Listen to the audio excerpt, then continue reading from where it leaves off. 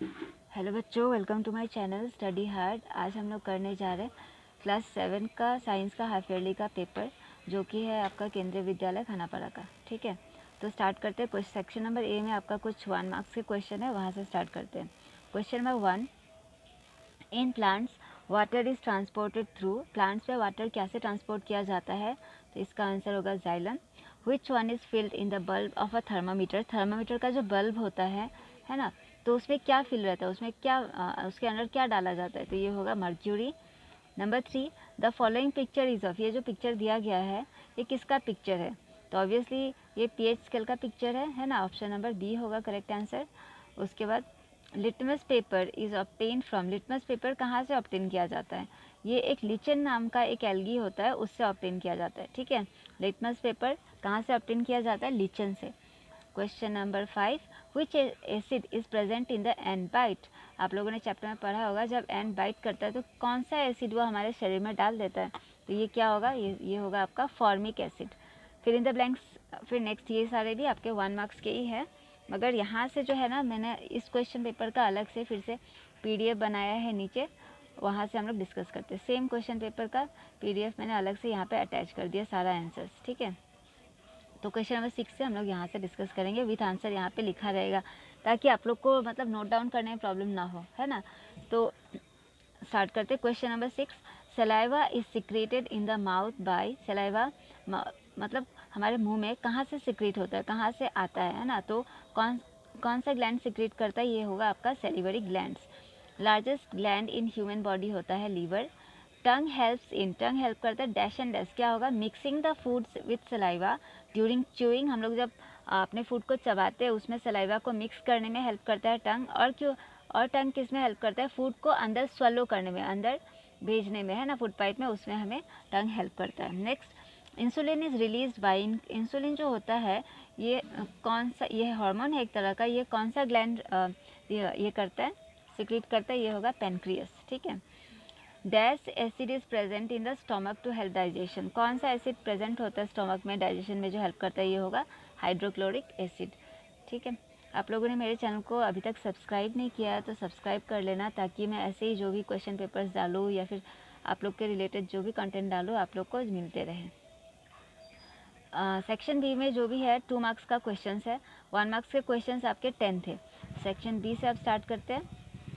Right the chemical equation of anaerobic respiration in humans में, है ना।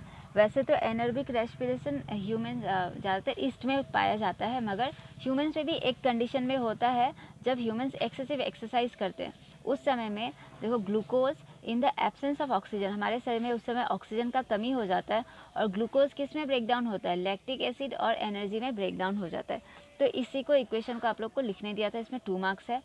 Next, in heating of the iron rod is heating of a iron rod a chemical change, select the correct option response। इसमें कुछ options दिए गए थे, तो इनमें से आपको चूज़ करना था कि कौन सा सही है।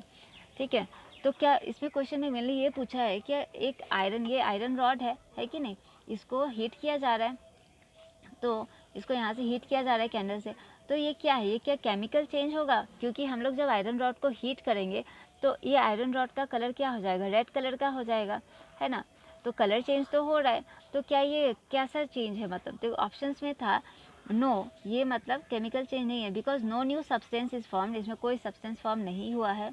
दूसरा ऑप्शन था no because the rod does not change its state, क्योंकि रॉड जो है ना अपना स्टेट को चेंज नहीं कर रहा है, मतलब लिक्विड से गैस में फॉर्म नहीं हो रहा है, ऐसा कुछ नहीं हो रहा है, सॉलिड से लिक्विड नहीं हो रहा है। फिर last, yes because the iron rod turns red when heated.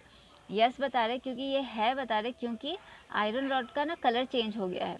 फिर लास्ट ऑप्शन दिया था yes because heat is absorb by the iron rod, क्योंकि हीट जो है ना वो आयरन रॉड एब्जॉर्ब कर रहा है। तो इसमें से आपका करेक्ट आंसर होगा ऑप्शन नंबर ए, क्योंकि नो, आयरन रॉड का हीटिंग ना एक केमिकल चेंज नहीं होता है, क्योंकि इसमें जो आयरन रॉड था वो बस अपना कलर चेंज कर रहा है, इसमें कोई केमिकल चेंज का सबसे मेन क्या है, इसमें क्या होना चाहिए कि कोई न्यू सब्सटेंस फॉर्म होता है। जैसे कि अगर हम लोग किसी कागज़ को अगर जलाएंगे तो हमारा ऐश मिलेगा, है ना, राख मिलेगा। तो यहाँ पे इसको जला, इतना तो नहीं जलाया कि राख बन जाए, मेल्ट हो गया है ना, ऐसा तो कुछ नहीं हुआ है, बस लाल हो गया है। तो इसके कारण क्या होता है, ये मतलब no new substance is formed, इसके कारण इसमें कोई प्रॉपर्टीज़ में कोई चेंज नहीं है। इसके कारण क्या है, आयरन रॉड केमिकल चेंज नहीं है, ये एक फिजिकल चेंज है। ठीक है, तो इसको यहाँ पे मैंने एक्सप्लेन करके अच्छे से नीचे लिख दिया, यहाँ से आप लोग नोट डाउन कर लेना। ठीक है, देखो right chemical name of the common salt का केमिकल नेम क्या होता है, सोडियम क्लोराइड होता है, और क्विकलाइम का होता है calcium oxide. How would you show that setting of curd is a chemical change? Setting of curd is a chemical change because, क्यों है chemical change, क्यों है? Because milk is curdled. milk जब जम जाता है एक न्यू सब्सटेंस फॉर्म होता है ना। मिल्क को जमा के तो कर्ड बनता है ना। कर्ड क्या मिल्क के जैसा होता है, उसका टेस्ट भी चेंज हो जाता है, सॉर हो जाता है, और वो थोड़ा सा और भी ज़्यादा सॉलिडिफाई हो जाता है ना। और उसमें एक न्यू सब्सटेंस फॉर्म होता है दही में, जिसको कहते हैं लैक्टिक एसिड। यहाँ पे न्यू सब्सटेंस भी फॉर्म हो रहा है ना। और केमिकल चेंज में क्या होता है कि हम लोग उसको इरिवर्सिबल होता है, वो फिर से रिवर्स नहीं किया जा सकता। क्या हम लोग फिर से कर्ड से फिर उसको मिल्क में कन्वर्ट कर सकते हैं क्या? नहीं कर सकते। इसके कारण क्या होता है, इसका मतलब सेटिंग ऑफ कर्ड है ना, जो एक केमिकल चेंज है ना। जब हम लोग रिवर्स कर सकते हैं और उसमें कोई substance, no new substance form होता है, तब वो फिजिकल चेंज होता है। और अगर हम लोग इरिवर्सिबल है, उसको रिवर्स नहीं कर सकते हैं ज़्यादातर केस में, और इसमें कोई न्यू सब्सटेंस फॉर्म हो जाता है, तब वो केमिकल चेंज होता है। ठीक है, आशा करती हूँ आप लोग को मेरा वीडियो से आंसर्स को समझ में आता होगा। अगर आप लोग को किसी भी तरह का डाउट होता है तो आप लोग कमेंट बॉक्स में बताना। आप लोग को वीडियो कैसा लग रहा है, आप लोग को क्वेश्चन आंसर समझ में आ रहा है कि नहीं। ठीक है, नेक्स्ट क्वेश्चन, क्वेश्चन नंबर 15 है, व्हाट इज गैल्वेनाइजेशन, क्या होता है? Galvanisation is a process of applying a thin coat of zinc on the surface of the iron sheets so as to prevent it from rusting. Galvanisation एक तरह का ऐसा process होता है जो कि आयरन की चीज़ें होते हैं ना, उसके ऊपर में एक जिंक का कोटिंग लगाया जाता है, ताकि उन सब चीज़ों में रस्टिंग ना हो। ठीक है, वो ख़राब ना हो। नेक्स्ट क्वेश्चन सेक्शन नंबर 3 है, इसमें 3 मार्क्स के क्वेश्चन है। स्टेट ट्रू और फॉल्स फॉर द फॉलोइंग। इसमें आपको ट्रू है या फॉल्स आपको बताना है। The device which is use to measure the pulse rate is thermometer. तो क्या पल्स रेट को मेजर कर थर्मामीटर से कर से ऐसा तो नहीं है। थर्मामीटर से तो बुखार को मेजर किया जाता है, बॉडी का टेम्परेचर। तो ये होगा आपका स्टेथोस्कोप होना चाहिए, यहाँ पर थर्मामीटर दिया हुआ है, इसका कारण ये हो गया फॉल्स होगा। Next, cutting a food is physical change. देखो वुड को काटने से क्या होता है, कोई न्यू सब्सटेंस नहीं फॉर्म होता है, उसमें उसका प्रॉपर्टी चेंज नहीं होता है, जिसके कारण ये आपका फिजिकल चेंज कहलाएगा। नेक्स्ट हो गया burning paper is chemical change. अगर हम लोग किसी पेपर को बर्न करते हैं तो हमें वहाँ पे एशेस मिलते हैं, उस पेपर के राख मिलते हैं ना। तो वो एशेस जो होते हैं ना, एक न्यू सब्सटेंस है, और जो एशेस से हम लोग फिर से एक न्यू पेपर में कन्वर्ट नहीं कर सकते, ये इरिवर्सिबल है। तो इसका मतलब बर्निंग पेपर एक केमिकल चेंज है, ये ट्रू है। ठीक है, next question, question number 17, list any 3 similarities of and differences between aerobic और एनएरोबिक रेस्पिरेशन। इन दोनों में आपको 2 सिमिलैरिटीज़ भी लिखना है, क्या सेम है और क्या डिफरेंस है, ये दोनों भी लिखना है। ठीक है, तो पहला सिमिलैरिटीज़ ये होगा कि दोनों एरोबिक रेस्पिरेशन और अनएरोबिक रेस्पिरेशन दोनों में ही कार्बन डाइऑक्साइड फॉर्म दोनों में ही होता है, तो ये एक सिमिलैरिटी हो गया। और दूसरा, दोनों में ही एनर्जी रिलीज होता है। ठीक है, और डिससिमिलैरिटीज क्या है, डिफरेंसेस क्या है दोनों में, देखो takes place in the aerobic respiration जो होता है वो होता है जब ऑक्सीजन प्रेजेंट होता है। ठीक है, और एनारोबिक रेस्पिरेशन जब without the presence of oxygen, जब ऑक्सीजन प्रेजेंट नहीं होता है। और एरोबिक रेस्पिरेशन में कंप्लीट ब्रेकडाउन हो जाता है फूड का, यानी कि ग्लूकोज का, और यहाँ पे पार्शियल ब्रेकडाउन होता है, वो लैक्टिक एसिड फॉर्म कर देता है। Carbon dioxide and water as the end of the product. तो एरोबिक रेस्पिरेशन में एंड ऑफ द प्रोडक्ट क्या होता है, कार्बन डाइऑक्साइड और वाटर होता है, और इधर आपका ethanol, carbon dioxide as the end of the product. इसमें लैक्टिक एसिड भी, इंसानों में लैक्टिक एसिड प्रोड्यूस होता है, और ये इथेनॉल दिया है ईस्ट में। ठीक है, फिर एरोबिक रेस्पिरेशन में ज़्यादा एनर्जी प्रोड्यूस होता है, और अनएरोबिक में कम एनर्जी प्रोड्यूस होता है। ठीक है, तो मेनली अगर 2 मार्क्स के अगर आपका आते तो 2 डिफरेंस लिखने से हो जाएंगे। यहाँ पे मैंने 4 दे दिए, जो भी आपको इजी लगे वहाँ से आप लोग लर्न कर लेना। Question number 18, name the following. आपको यहाँ से कुछ सेंटेंसेस दिए हैं, उसमें से आंसर बताना है। देखो आपको नाम बताना है। A parasitic plant with yellow slender and tubular stem. एक ऐसा पैरासिटिक प्लांट का नाम बताना है जो कि येलो होता है, स्लेंडर होता है, बहुत थिन सा होता है, और उसका ट्यूबुलर स्टेम होता है। क्या होगा, कैस्केटा, ये आपका बुक में दिया हुआ था, है ना। एक plant, a plant which has both autotrophic and heterotrophic mode of nutrition. एक प्लांट का नाम बताना है जो कि ऑटोट्रॉफिक भी है, जो अपना खाना खुद प्रिपेयर करता है, और हेट्रोट्रॉफिक भी है, इसका मतलब वो दूसरे इंसेक्ट्स को भी खाता है। तो ये हो गया आपका pitcher plant. Last, the pores through which leaves exchange gases. तो लीव्स जो होते हैं ना, वो अपना उनका एक्सचेंज ऑफ गैसेस कौन से पोर्स से होता है, उसका नाम क्या है? ये हो गया स्टोमाटा। तो फिर ये सेक्शन 3 ख़त्म हो गया। सेक्शन 4 अब आ गया। सेक्शन 4 में आपके 4 मार्क्स के क्वेश्चंस हैं, ठीक है। तो इसको आपको एक्सप्लेन करके थोड़ा लिखना होगा। तो question number 19, blue litmus paper is dipped in a solution. Suppose एक सॉल्यूशन है जिसमें ब्लू लिटमस पेपर डिप किया गया है, और डिप करने के बाद क्या होता है, वो उसका कलर ब्लू ही रहता है, चेंज नहीं होता है। तो यहाँ पे what is the nature of the solution, तो आपको बताना है कि वो सॉल्यूशन क्या था, उस सॉल्यूशन का नेचर क्या था, ठीक है। The colour of the blue litmus paper remains unaffected. Unaffected कब रहता है? देखो, जब when it is dipped in a basic solution में अगर डाला जाए या फिर न्यूट्रल सॉल्यूशन में डाला जाए, ठीक है, तब उसका जो कलर होता है ब्लू लिटमस का सेम ही रहता है।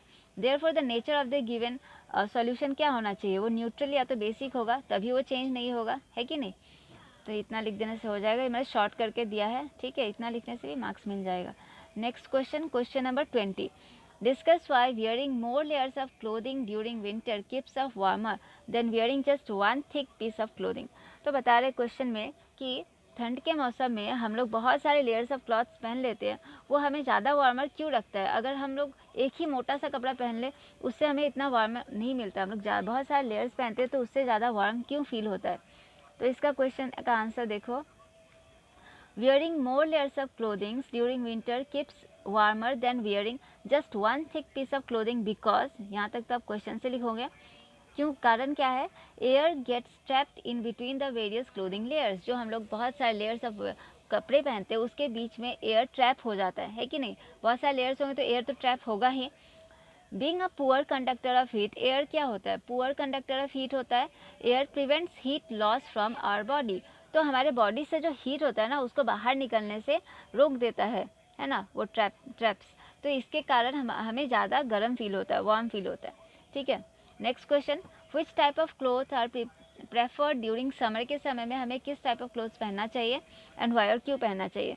तो वी वेयर लाइट और वाइट कलर, लाइट कलर के कपड़े या फिर वाइट कलर के कपड़े पहनते हैं समर्स में, because light colour reflect sunlight. क्योंकि लाइट कलर के जो कपड़े होते हैं ना, वो सनलाइट को रिफ्लेक्ट कर देते हैं ऐसे, ठीक है, रिफ्लेक्ट कर देते हैं, एज वेल एज हीट।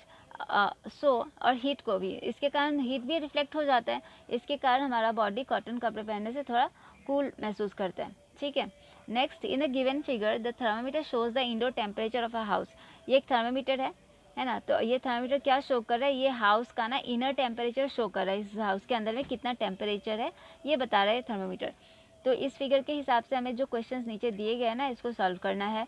पहला क्वेश्चन है, what is the indoor temperature of the house in degree Celsius. तो टेम्परेचर ऑफ द हाउस ही पूछा है। तो यहाँ पे आप लोग देख सकते हैं कि यहाँ पे देखो, ये सेल्सियस का पार्ट है, इधर है फ़ारेनहाइट। तो सेल्सियस के पार्ट में देखो, यहाँ पे आपका 30 है, यहाँ तक 35 हो जाएगा, 36, 37, हम लोग 37 यहाँ पे लिख सकते हैं। तो 37 डिग्री सेल्सियस है inner house temperature in Celsius. Fahrenheit में होता है तो अलग होता है। इस साइड वाला हम लोग राइट हैंड साइड वाला हम लोग देखते हैं। क्वेश्चन नंबर बी है, what should be the colour of the roof surface to keep the house warm and why. तो हमारा जो रूफ का जो सरफेस होता है, एकदम छत होता है एकदम ऊपर, तो उसका कलर कैसा होना चाहिए अगर हम चाहते हैं कि हमारा घर थोड़ा गर्म फील हो? घर को गर्म रखने के लिए हाउस का रूफ का कलर कैसा होना चाहिए और क्यों? The colour of the house of the roof surface should be dark colour का होना चाहिए। क्योंकि बिकॉज डार्क कलर क्या होता है, वो हीट को एब्जॉर्ब करता है, ठीक है। Because it absorbs heat from the sun making the house warmer. क्योंकि वो हीट सन का जो हीट होता है उसको एब्जॉर्ब करता है, जिसके कारण हमारा हाउस वार्म फील होता है। Next question, which mode of transfer of heat the sun heat reaches our houses.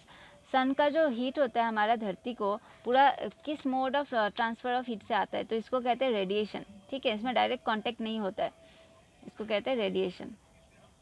Next question, what is the normal human body temperature in Fahrenheit. तो फ़ारेनहाइट में हमारा बॉडी का नॉर्मल ह्यूमन बॉडी टेम्परेचर कितना होता है? तो ये होगा 98.6 डिग्री फ़ारेनहाइट। नेक्स्ट क्वेश्चन है, ये आपका एक पैराग्राफ दिया है, इसको पढ़ के इसको आंसर्स देने हैं क्वेश्चंस के। तो पैराग्राफ देखो, normally bacteria are present in our mouth but they are not harmful to us. Normally हमारे माउथ में बैक्टीरिया प्रेजेंट होते हैं मगर सारे के सारे हार्मफुल नहीं होते। If we do not clean our teeth and mouth after eating, अगर हम लोग खाने के बाद हमारा मुंह या फिर दांत नहीं साफ करते हैं, many harmful bacterias also begin to live in, और कुछ हार्मफुल बैक्टीरियाज हमारे मुंह में तब पैदा होना स्टार्ट कर देते हैं, ग्रो करने लगते हैं। These bacteria break down the sugars present from the leftover food and release acids, और हमारे मुंह में जो भी लेफ्ट ओवर फूड होते हैं ना, उनको वो लोग ब्रेक डाउन कर देते हैं बैक्टीरियाज, और जो कि एसिड्स प्रोड्यूस करते हैं। और ठीक है, द एसिड्स क्या होता है, ग्रेजुअली डैमेज, और उसी एसिड के कारण हमारा टीथ धीरे धीरे डैमेज हो जाता है। इसको ही टूथ डीके कहते हैं। If it is not treated in time, अगर इसको समय से ट्रीट नहीं किया जाए, इट कॉजेज सीवियर टूथ एकेज होते हैं, मतलब टूथ में दांत में दर्द हो जाता है। एक्सट्रीम केसेस में कभी कभी दांत भी तोड़ने लायक हो जाता है। Chocolate, sweets, soft drinks, other sugar products जो होते हैं, ये सारे मेल कल्प्रिट्स होते हैं टूथ डीके। ज़्यादातर जो बच्चे चॉकलेट, स्वीट्स, सॉफ्ट ड्रिंक ज़्यादा खाते हैं, उनके दांत जल्दी सड़ते हैं। Therefore one should clean the teeth with a brush और दातून। हमेशा इसलिए एक बच्चे को, किसी को भी, तो अपना दांत को 2 टाइम्स ब्रश करना चाहिए डेंटल फ्लॉस से। डेंटल फ्लॉस क्या होता है, एक तरह का स्ट्रॉन्ग थ्रेड होता है जो कि दांतों के बीच में फंसे हुए लेफ्ट ओवर फूड्स को हटाते हैं, पार्टिकल्स को। एटलीस्ट 2 बार साफ करना चाहिए हमारे दांत। And rinse the mouth after every meal, और हर बार खाना खाने के बाद मुंह में हमको राइंस करना चाहिए, अच्छे से पानी से साफ कर लेना चाहिए। Also one should not put dirty, गंदे हाथ मुंह में नहीं डालने चाहिए, और अनवाश्ड गंदे चीज़ें भी कभी भी मुंह में नहीं डालनी चाहिए। तो इस पैराग्राफ के ऊपर आपका क्वेश्चंस है। फर्स्ट है, what are the major culprits of tooth decay. तो मेजर कल्प्रिट्स हमने जैसे कि पैराग्राफ में पढ़ा, तो इसका आंसर होगा chocolate, sweets, soft drinks and other sugar products. ठीक है, next, how many times the teeth should be clean and why. तो हमें टीथ को कितनी बार साफ करने चाहिए और क्यों। The teeth should be clean at least twice a day, 2 बार दिन में। And it because it makes our teeth clean, जिसके कारण हमारे दांत साफ रहते हैं। एज अ रिजल्ट कोई हार्मफुल बैक्टीरिया वहाँ पे ग्रो नहीं करता है, जिसके कारण हमारे दांत सड़ने स्टार्ट करे, टूथ डीके हो। ठीक है, next, the outer hard covering of our teeth, उसको क्या कहते हैं, उसको इनेमल कहते हैं। ठीक है, नेक्स्ट क्वेश्चन है आपका, ये भी पैराग्राफ दिया गया है, इसके ऊपर आपका क्वेश्चंस दिए गए हैं, 5 मार्क्स के हैं। ठीक है, तो देखो सीधा हम लोग पैराग्राफ आप लोग खुद से रीड कर लेना, मैं इसका PDF लिंक आप लोग को शेयर कर दूंगी डिस्क्रिप्शन में। तो फर्स्ट क्वेश्चन है, breathing means taking in air rich in dash and giving out. तो हम लोग ब्रीथ जब करते हैं इन, जब हम सांस लेते हैं तो हम लोग क्या ऑक्सीजन लेते हैं और कार्बन डाइऑक्साइड छोड़ते हैं, है ना। तो ऑप्शन नंबर ए जो होगा वो करेक्ट आंसर है। The number of times a person breathes, एक इंसान कितनी बार ब्रीथ करता है नॉर्मली, है ना, तो उसको क्या कहते हैं, उसको ब्रीदिंग रेट कहते हैं। ठीक है, next question, during heavy exercise breathing rate can increase up to. जब ज़्यादा हैवी एक्सरसाइज के समय ब्रीदिंग रेट कहाँ तक इंक्रीज हो सकता है, इंक्रीज अप टू 25 टाइम्स जो होता है ना, ब्रीदिंग रेट इंक्रीज हो जा सकता है। ठीक है, नेक्स्ट क्वेश्चन क्या है, यहाँ पे 25 टाइम्स होगा ये वाला। फिर is breathing rate lowest while we are sleeping. क्या ब्रीदिंग रेट लोएस्ट होता है जब हम लोग सो रहे होते हैं। यस, जब हम लोग सो रहे होते हैं तो हमारे बॉडी को सबसे कम ऑक्सीजन का ज़रूरत होता है, जिसके कारण ब्रीदिंग रेट जो होता है ना वो स्लो रहता है। इसको लिखेंगे कैसे, yes breathing rate is lowest while we are sleeping as your body enters a restful state and requires less oxygen. ठीक है, नेक्स्ट क्वेश्चन और एक होगा इसमें, हाँ, how do the frogs respire in water and land. तो frogs किस तरह से लैंड और वाटर दोनों में किस तरह से सांस लेते हैं। फ्रॉग्स क्या होते हैं, वो लोग एम्फीबियंस होते हैं और वो लोग बोथ लैंड और वाटर दोनों में रह सकते हैं। जब वो लोग वाटर में रहते हैं वो लोग ब्रीथ करते हैं अपने स्किन से, और जब वो लोग लैंड पे रहते हैं तो वो लोग, उनके लंग्स भी होते हैं तो वो लंग्स से वो लोग ब्रीथ करते हैं। नेक्स्ट, फिर से ये आपका एक पैराग्राफ दिया गया है, इसको आप लोग खुद से रीड आउट कर लेना। तो इसमें फर्स्ट क्वेश्चन है, neutralization is the reaction between an acid and a base to form. अगर एक एसिड और एक बेस दोनों साथ में रिएक्ट करे तो क्या फॉर्म होता है। तो यहाँ पे होगा आपका, फिर इन द ब्लैंक्स दिया गया था, यहाँ पे होगा वाटर एंड सॉल्ट फॉर्म होता है। What form of energy is evolve और produce in a neutralization reaction में, कौन सा फॉर्म ऑफ एनर्जी आता है, रिलीज होता है। तो यहाँ पे हीट रिलीज होता है, ठीक है, गर्म फील होता है। फिर next question, explain why an antacid tablet is taken when you suffer from acidity. अगर किसी को एसिडिटी हो जाता है तो वो एंटासिड टैबलेट जो होता है ना वो क्यों लेते हैं? एंटासिड टैबलेट लेने से क्या होता है? तो बेसिकली देखो, एन एंटासिड जो होता है ना एक बेस होता है, ठीक है, is taken when you suffer from acidity it, क्योंकि ये न्यूट्रलाइज कर देता है किसको? The effect of the acid, जो हमारे स्टमक में जो एक्स्ट्रा एसिड फॉर्म हो जाते हैं ना उसको वो एंटासिड टैबलेट न्यूट्रलाइज कर देता है, बैलेंस कर देता है। एंड रिड्यूस करता है, हमारा जो बर्निंग सेंसेशन रहता है ना उसको भी रिड्यूस कर देता है। क्यों ऐसा क्यों करता है एंटासिड? क्योंकि देखो एंटासिड जो होते हैं ना वो बेस होते हैं, लाइक मिल्क। अभी हमने जस्ट थोड़ी देर पहले पढ़ा कि बेस जब इसके साथ रिएक्ट करता है ना एसिड के साथ तो वो न्यूट्रलाइज कर देता है और क्या फॉर्म करता है? वाटर और सॉल्ट। तो यहाँ पे भी एंटासिड्स जो होते हैं ना बेस होता है, जब वो हमारे पेट के एसिड के साथ रिएक्ट करता है ना वो तो फिर वो उसको न्यूट्रलाइज कर देता है, एसिड का इफेक्ट को मतलब बराबर बैलेंस कर देता है। तो हम लोग को यहाँ पे थोड़ा लिखना होगा, acid contains bases like milk of magnesia, acid में जो बेस है उसको क्या नाम है? Milk of magnesia, which neutralizes excess acid produce in the stomach. ठीक है, next question, while playing in a park a child was stung by a wasp, एक बच्चा सपोज पार्क में खेल रहा था तो उसको एक वास्प ने काट लिया। तो some elders suggested applying paste of baking soda, तो कुछ बड़े बुजुर्गों ने बोला कि उसको क्या करना चाहिए? Paste of applying, baking soda का पेस्ट उसको वहाँ पे अप्लाई करना चाहिए। और कुछ ने बताया कि वहाँ पे लेमन जूस लगाना चाहिए। तो क्वेश्चन ने पूछा है which remedy do you think is appropriate and why, तो आपके हिसाब से कौन सा रेमेडी अप्रोप्रिएट है और क्यों? ठीक है, तो ऐसा केस में क्या होता है, जब कोई भी applying paste of baking soda जो होगा ना वो अप्रोप्रिएट होगा, रेमेडी होगा, क्योंकि सोडा जो होता है ना वो बेसिक होता है। फिर से सेम कंडीशन ऊपर वाली की तरह, सोडा ऊपर वाले क्वेश्चंस की तरह देखो, सोडा जो होता है बेसिक होता है नेचर में, और जो वास्प जो हमें जो उस बच्चे को काटा होता है तो वो उसके बच्चे के वहाँ पे क्या एसिड छोड़ देता है। तो फिर बेस जब वहाँ पे जाता है फिर एसिड को न्यूट्रलाइज कर देता है, जिसके कारण ये करेक्ट ऑप्शन होगा। ठीक है, which neutralizes the effect of the acid released by wasp, wasp का जो एसिड था उसका इफेक्ट को न्यूट्रलाइज कर देता है। क्या न्यूट्रलाइज करता है? Baking soda. नेक्स्ट क्वेश्चन है, after neutralization reaction between an acid and a base, अच्छा अगर न्यूट्रलाइजेशन होता है तो एसिड और बेस जब रिएक्ट करते हैं द रिजल्टेंट सॉल्यूशन जो होता है वो क्या होता है? वो न्यूट्रल होता है। ठीक है, ना वो एसिड होगा ना बेस होगा, वो न्यूट्रल होगा। ठीक है, नेक्स्ट क्वेश्चन, ये लास्ट क्वेश्चन है आप लोग का, draw and label the diagram of the human digestive system, का जो डायग्राम है ना इसको अच्छे से ड्रॉ करना है और सारे पार्ट्स को लेबलिंग भी करने हैं। सबसे पहले बक्कल कैविटी जो माउथ है हमारा, फिर सैलिवरी ग्लैंड्स, फिर हमारा फूड पाइप को क्या कहते हैं? इसोफेगस, फिर लीवर को दिखाना है, गॉल ब्लैडर दिखाना है, स्टोमक दिखाना है, पेनक्रियस, फिर नीचे में आपका small intestine, large intestine, rectum दिखाना है, फिर एनस दिखाना है। बस इतने तो इम्पॉर्टेंट ही है, इतने लेवल तो करने ही होंगे। ठीक है, आशा करती हूँ आप लोग को ये वीडियो अच्छा लगा होगा, सारे क्वेश्चन आंसर्स अच्छे से समझ में आए होंगे। ठीक है, तो और भी किस सब्जेक्ट के क्वेश्चन पेपर्स आप लोग को चाहिए आप लोग मुझे कमेंट बॉक्स में बता सकते हैं। Thank you for watching.